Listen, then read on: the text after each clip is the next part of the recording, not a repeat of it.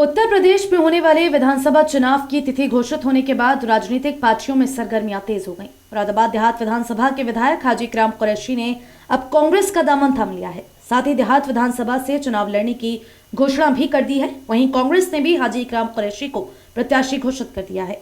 हाजी इकराम Qureshi Samajwadi party से काफी समय से जुड़े हुए हैं।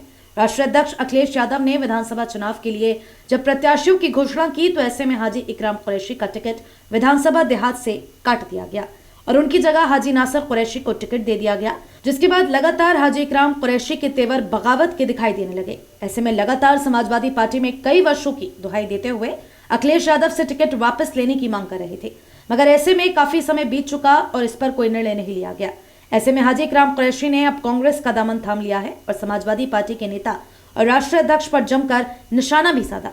हाजी इकराम कुरैशी ने कांग्रेस का दामन थामने के बाद उनके समर्थक और कार्यकर्ताओं में खुशी की लहर देखी गई। सभी कार्यकर्ताओं ने उनका जोरदार स्वागत भी किया। ऐसे में नगर विधानसभा से हाजी इकराम कुरैशी के भतीजे रिजवान कुरैशी भी चुनाव लड़ रहे हैं। काफी समय से इन दोनों चाचा भतीजे में दूरियां थी। आज ये दूरियां खत्म हो गई और दोनों एक दूसरे को गले लगाते हुए दिखाई दिए, एक दूसरे का मुंह मीठा भी कर रहे थे। ऐसे में अब ये उम्मीद जताई जा रही है कि चाचा भतीजे की दूरियां भी कम हो चुकी हैं और हाजी इकराम कुरैशी अब एक नई पार्टी के साथ जनता के बीच में है। पत्रकारों से बात करते हुए हाजी इकराम कुरैशी का ये कहना है कि उन्होंने समाजवादी पार्टी में 28 साल काम किया, मगर उसके बावजूद भी पैसे के बलबूते पर उनका टिकट काट दिया गया। अब कांग्रेस में रहकर वो चुनाव लड़ेंगे और एक बार फिर देहात विधानसभा से जीत हासिल करेंगे। 28 साल से समाजवादी पार्टी की सेवा कर रहा था और मैंने जन जन तक समाजवादी पार्टी का पैगाम पहुंचाया और मैं जिला अध्यक्ष कई बार रहा, नगर अध्यक्ष कई बार रहा, स्टेट कमेटी में जनरल सेक्रेटरी कई बार रहा, सेक्रेटरी रहा। आज समाजवादी पार्टी वो समाजवादी पार्टी नहीं है जो मुलायम सिंह यादव जी के ज़माने में हुआ करती थी। आज समाजवादी पार्टी में भारतीय जनता पार्टी के लोगों की भर्ती हो रही है। अखिलेश जी की गलत सोच है, जितने भारतीय जनता पार्टी से टूट कर आ रहे हैं वो लोग जीत कर आएंगे, सवाल ही नहीं पैदा होता। विगत 2 दिन पहले आपका बयान आया था कि अखिलेश यादव जी ठीक हैं और संगठन पर आपने सवाल उठाए थे। मैं आज भी अखिलेश यादव जी को खराब कब बता रहा हूँ, लेकिन उनका जहन जो है वो अब इस तरफ है कि जितने मुस्लिम लीडर हैं, जो आवाज उठाने वाले हैं, जो दमदारी की बात करने वाले हैं, मुसलमानों के नेताओं को मिटा दो।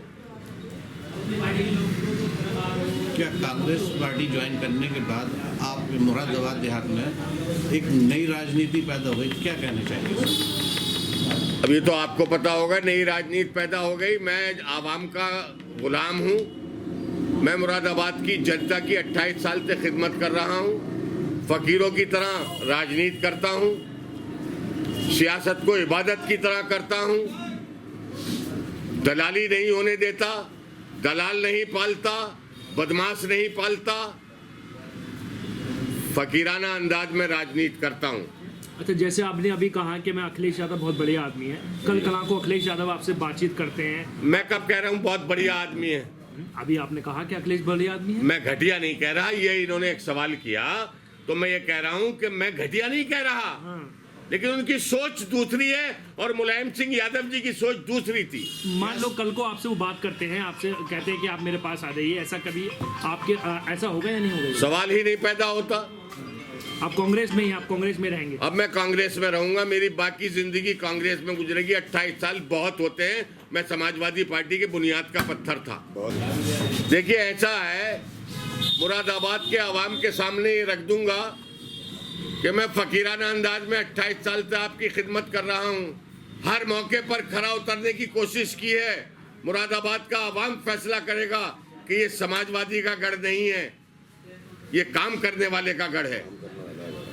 ये जो जनता की गुलामी करे उसका गढ़ है, जो जनता की खिदमत करे उसका गढ़ है, जो 17 घंटे जनता के बीच रहे उसका गढ़ है, जो बुरे वक्त में जनता के काम आए उसका गढ़ है। मैं जातिवाद को तो कभी मानता नहीं। अच्छाई और बुराई देखेंगे वोटर। 2 प्रत्याशी खड़े हैं, एक समाजवादी पार्टी का है, वो सियासी है या नहीं है, वो आवामी खिदमत गुजार है या नहीं है, उसकी कुर्बानियां क्या हैं और मेरी कुर्बानियां क्या हैं। जब नवाबपुरा लॉकडाउन में जल रहा था तो वहां मुरादाबाद के आवाम का गुलाम हाजी इकराम कुरैशी घूम रहा था। जब लॉकडाउन चल रहा था तो लॉकडाउन में हाजी इकराम कुरैशी जनता का हाल पूछ रहा था। जब 13-14 लोग बेगुनाह पुलिस जेल भेजना चाहती थी नागफनी से, तो हाजी इकराम लाया था जनता का गुलाम। जनता ये फैसला करेगी कि काम करने वाला कौन है और बिजनेसमैन कौन है, कारोबारी कौन है और आवाम का गुलाम कौन है। हाजी इकराम कुरैशी ने बताया कि 28 जनवरी को वे देहात विधानसभा से नामांकन कराएंगे, जिसके लिए उनके परिवार के सदस्यों ने कलेक्ट्रेट पहुंचकर नामांकन पत्र भी खरीद लिया है। साथ ही उन्होंने ये भी कहा कि कांग्रेस में अब वे अपना जीवन बिताएंगे और कांग्रेस को ही आगे बढ़ाएंगे।